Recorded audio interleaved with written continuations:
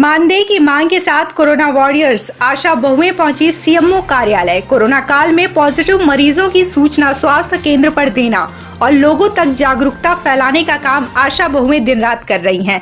आशा बहुओं का आरोप है कि उसके बाद भी सरकार उनकी नहीं सुन रही है।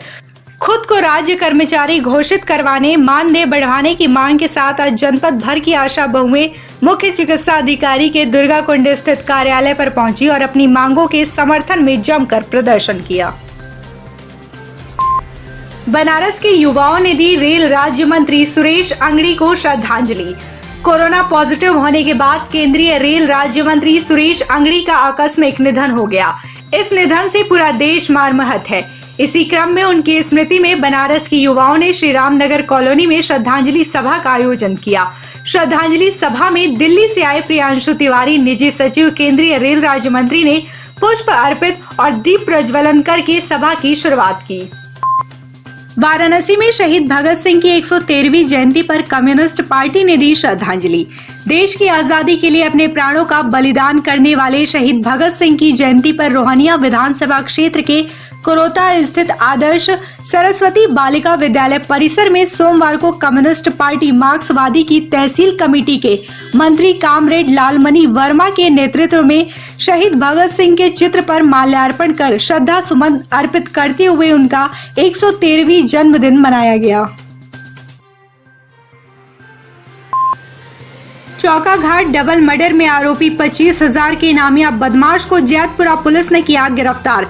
.32 बोर की पिस्तल बरामद। 28 अगस्त को चौका घाट काली मंदिर के समीप दिन दहाड़े असलाहा तस्कर अभिषेक सिंह प्रिंस और एक निर्दोष ट्रॉली चालक की हत्या के मामले में फरार चल रहे 25,000 के इनामी अभियुक्त रवि प्रताप सिंह को उसके Ashok Vihar colony phase number 1 में स्थित मकान से वाराणसी पुलिस ने गिरफ्तार कर लिया।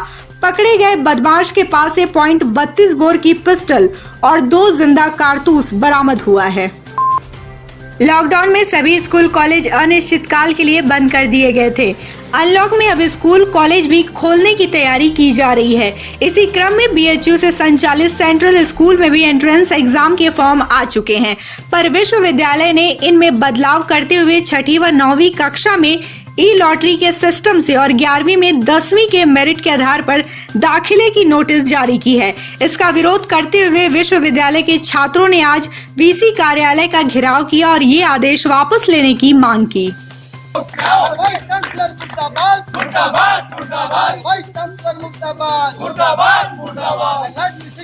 करो, बंद करो, बंद करो, बंद करो, बंद करो, बंद करो, दलाली बंद करो, बंद करो, बंद करो, वाइस चांसलर मुर्दाबाद, मुर्दाबाद, मुर्दाबाद। अभिषेक सिंह मेरा नाम पड़ेगा और मैं काशी हिंदू विश्वविद्यालय का छात्र हूँ। अभिषेक जी, किन मांगों को लेकर आप लोग धरने?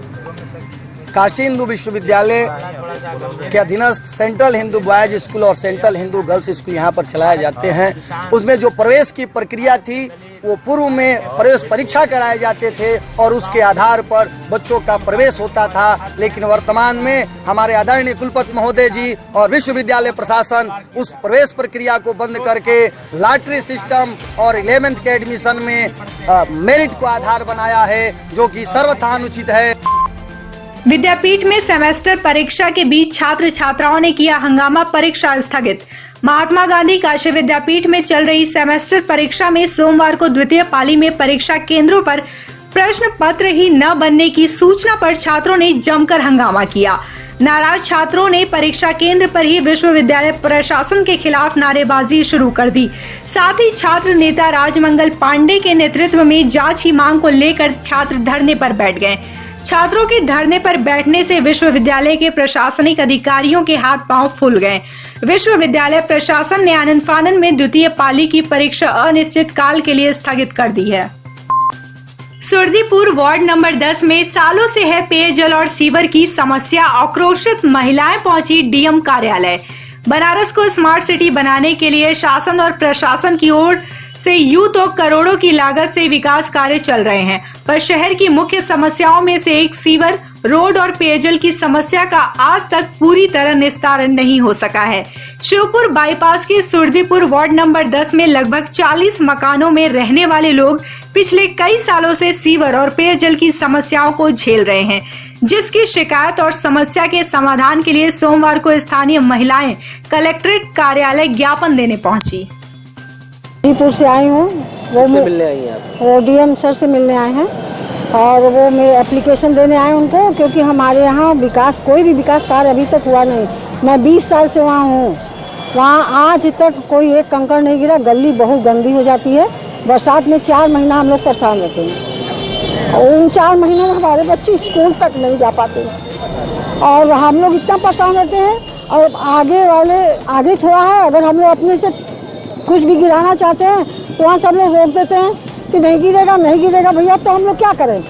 इसलिए हम लोग अपना दुखड़ा इनसे कहने आए हैं, ये सुने ताकि हम लोगों का कुछ सुविधा हो सके, क्योंकि हम लोग भी बिल देते हैं, पानी का टैक्स देते हैं और मकान का टैक्स देते हैं। हम लोगों का भी मकान है, 50-60 मकान है, उसमें कोई विकास नहीं। पीछे हो गया विकास, आगे हो गया विकास। वार्ड नंबर क्या पड़ता है? 10, वार्ड नंबर 10 है। निजीकरण, कृषि बिल और बेरोजगारी के खिलाफ सरदार सेना ने उठाई आवाज। केंद्र सरकार द्वारा पास किए गए कृषि बिल और निजीकरण सहित बेरोजगारी के विरोध में सोमवार को सरदार सेना के सैकड़ों कार्यकर्ताओं ने अपने राष्ट्रीय अध्यक्ष डॉक्टर RS पटेल के नेतृत्व में सदर तहसील का घेराव करते हुए सरकार की नीतियों के खिलाफ धरना प्रदर्शन किया और SDM सदर को अपना 3 सूत्रीय ज्ञापन सौंपा। सरदार सेना के राष्ट्रीय अध्यक्ष RS पटेल ने कहा कि सरकार द्वारा किए जा रहे निजीकरण के खिलाफ सरदार सेना प्रदेश व्यापी विरोध प्रदर्शन के माध्यम से राष्ट्रपति को अवगत कराने का प्रयास कर रही है। यहाँ तहसील क्यों आना हुआ, इतनी संख्या में क्यों आना हुआ? सबसे पहले आप पत्रकार साथियों को बहुत बहुत धन्यवाद।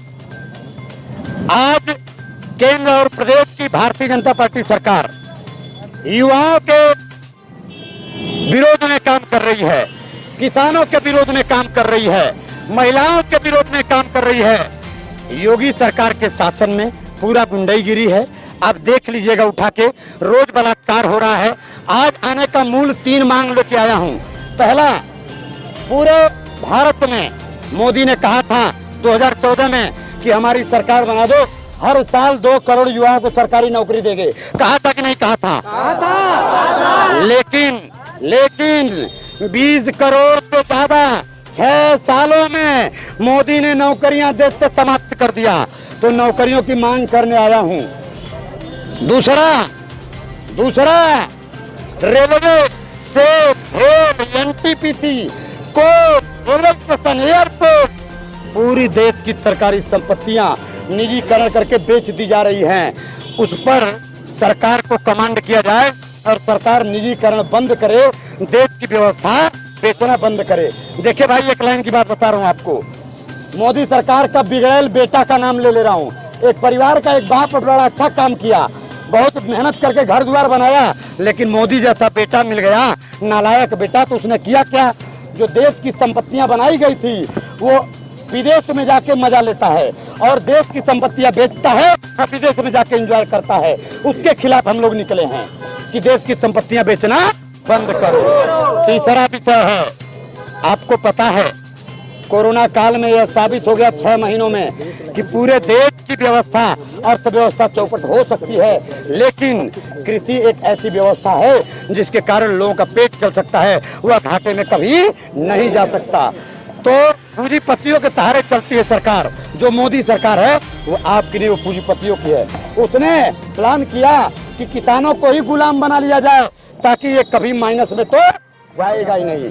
तो निजीकरण किसानी का न हो, MSP गारंटी लागू हो और किसान विरोधी बिल वापस हो, उसको लेकर के सरदार सेना ने आज पूरे उत्तर प्रदेश के सभी तहसीलों का घेराव किया है। आज इसी क्रम में मैं सदर तहसील पे आया हूँ। स्वयंभू लॉर्ड विश्वेश्वर और मस्जिद इंतजामिया ज्ञानवापी के बीच चल रहे मुकदमे में सोमवार को जिला जज ने सेक्शन 5 लिमिटेशन के प्रार्थना पत्र की सुनवाई के बाद फैसला सुरक्षित रख लिया है। फैसले के लिए जिला न्यायाधीश ने 3 अक्टूबर की तारीख दी है। 18 सितंबर को सुन्नी सेंट्रल वक्फ बोर्ड लखनऊ के द्वारा नया सिविल रिवीजन दाखिल किया गया था। क्योंकि यह विलंब से दाखिल किया गया था, इसलिए कोर्ट ने उसे विविध वाद के रूप में दर्ज किया और मंदिर पक्ष को आपत्ति देने के लिए और सुनवाई का अवसर प्रदान करने के लिए आज सोमवार 28 सितंबर की तारीख दी थी। मेरा नाम मोहम्मद तौहीद खां है। मैं सुन्नी सेंट्रल बोर्ड ऑफ वक्फ लखनऊ का अधिवक्ता हूँ। सर आज किस तरह की आज सुनवाई थी और क्या हुआ इस मामले में? असल मामला में है क्या ये पूरा? लोअर कोर्ट में ये मुकदमा चल रहा था। लोअर कोर्ट ने 25 फरवरी 2020 को एक आदेश पारित किया।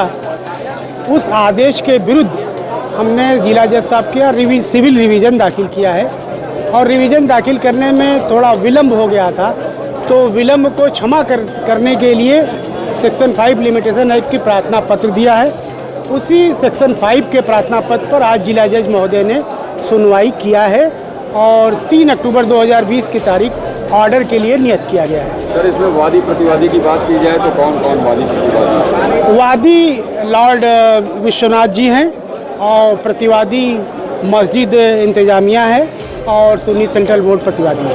इस चीज का मामला न्यायालय में विचाराधीन है क्या? मामला न्यायालय में ये विचाराधीन है कि साहब ये ज्ञानवापी मस्जिद को तोड़ के बनाया गया है और इसको हमें वापस दिया जाए, यही इतना दावा है, जबकि ये दावा सही नहीं है।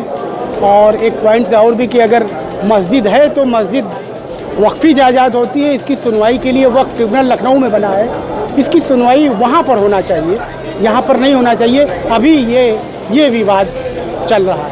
अब यहाँ नई प्ली ली गई है कि इस न्यायालय को इस बात की सुनवाई का क्षेत्राधिकार नहीं है, इस बात की फाइल वक्फ ट्रिब्यूनल लखनऊ भेज दिया जाए।